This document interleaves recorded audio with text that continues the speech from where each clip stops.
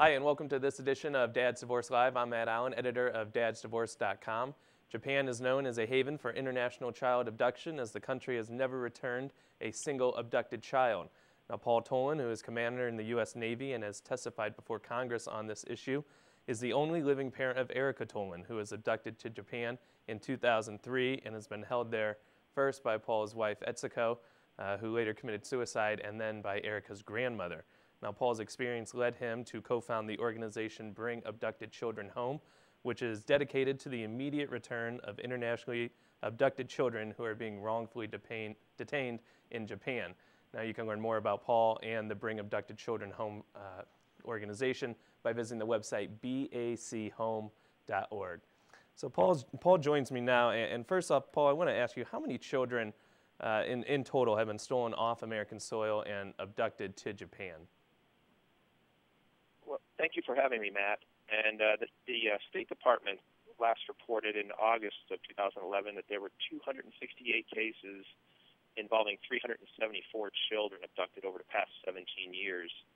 The actual number is much higher, but there's a lot of people who don't even report their case to the State Department because the State Department really can't offer much help when it comes to Japan.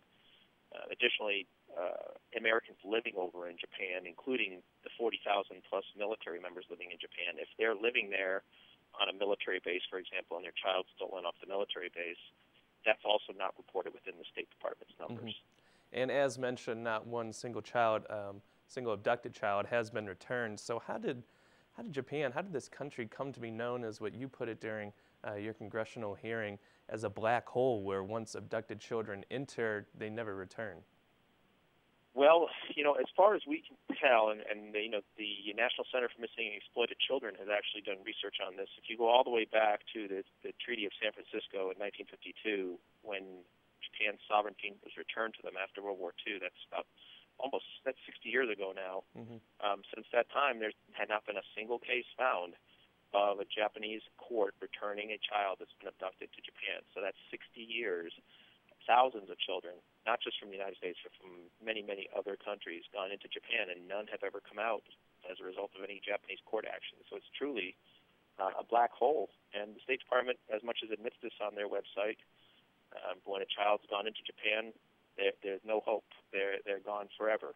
And additionally, Japan doesn't offer any visitation rights.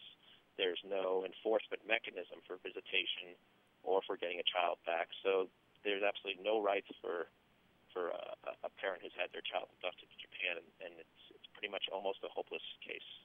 And why do you think the United States continues to tolerate this type of behavior from Japan?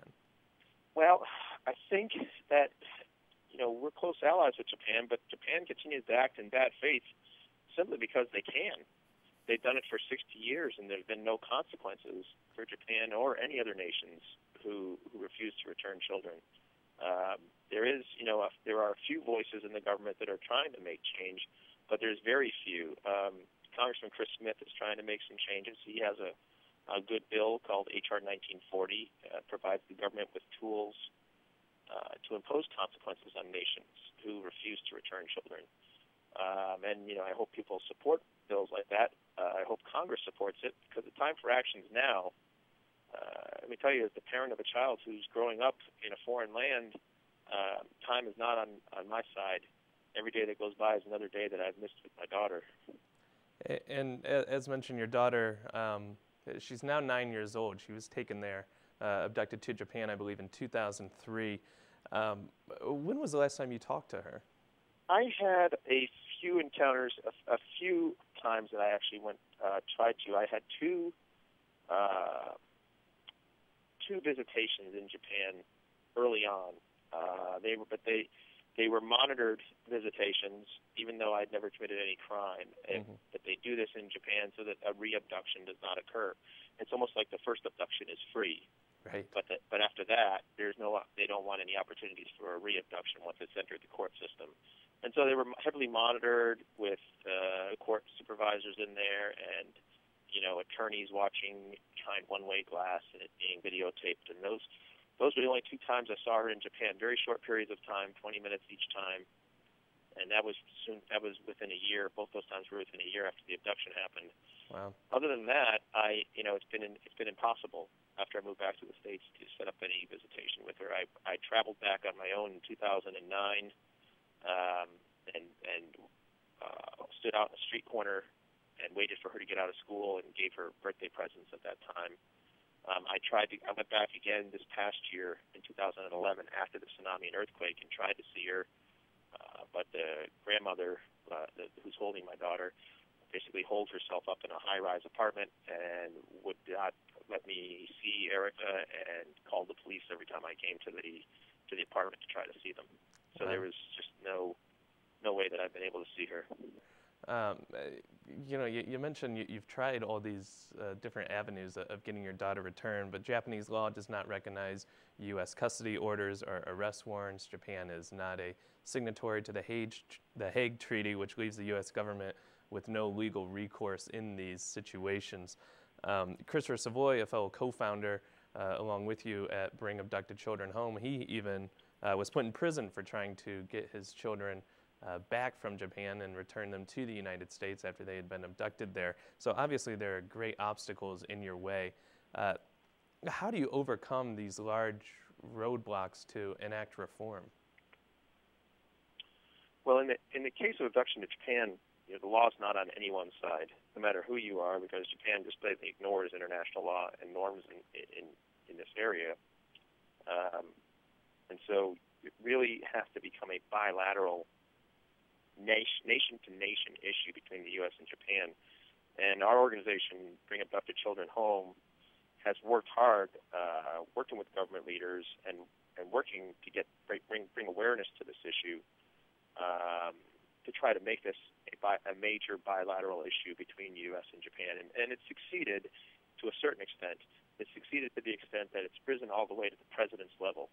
At every meeting now that President Obama has with the Prime Minister of Japan, he raises the issue of international child abduction. He raises the issue of the existing cases as well, because even if Japan signs the Hague, the 300-plus cases that are out there will not be resolved because the Hague is not retroactive. Right. So we've made it to the point, we've made enough noise that it's reached the president's level. We've succeeded in that, and President Obama is addressing it at his level. However, I can't say it's successful because still not one child has been returned. I mean, even though the president is addressing it with the Prime Minister of Japan, there still hasn't been a child returned, and that's how we're going to actually judge success. One of my favorite quotes is from Benjamin Franklin. He says, "Never confuse motion with action." And right now, we consider all what the government's done so far a lot of motion, but real action will be getting our children back. Right. Well, so we formed Bring Abducted Children Home to overcome these roadblocks. And Bring Abducted Children Home really focuses twofold. Number one, on working with our government to bring change. And number two, public awareness to bring change. And that's why I'm here with you today on the phone, trying to raise public awareness about this issue. In the end, we hope that both the congressional pressure from our Congress and from our government, along with public awareness, will bring the changes that are needed. Change does not come quickly in Japan. There's no grassroots movements in Japan. That's not that type of country. Most major changes to Japan are a result of foreign pressure and foreign intervention, because Japan wants to be an accepted part of the world community. And when their policies are out of step with the rest of the world, right, it sort of shames them into changing. That's how major changes are made in Japan, and that's how we want this change to be made in Japan. Well, Paul, best of luck with your organization, Bring Abducted Children Home. Best of luck. Hopefully you will get to see your daughter sooner rather than later. And thank you so much for sharing your story with me and our viewers. We do appreciate it. Okay, well, thank you, Matt. I really appreciate it, too. Thanks for having me.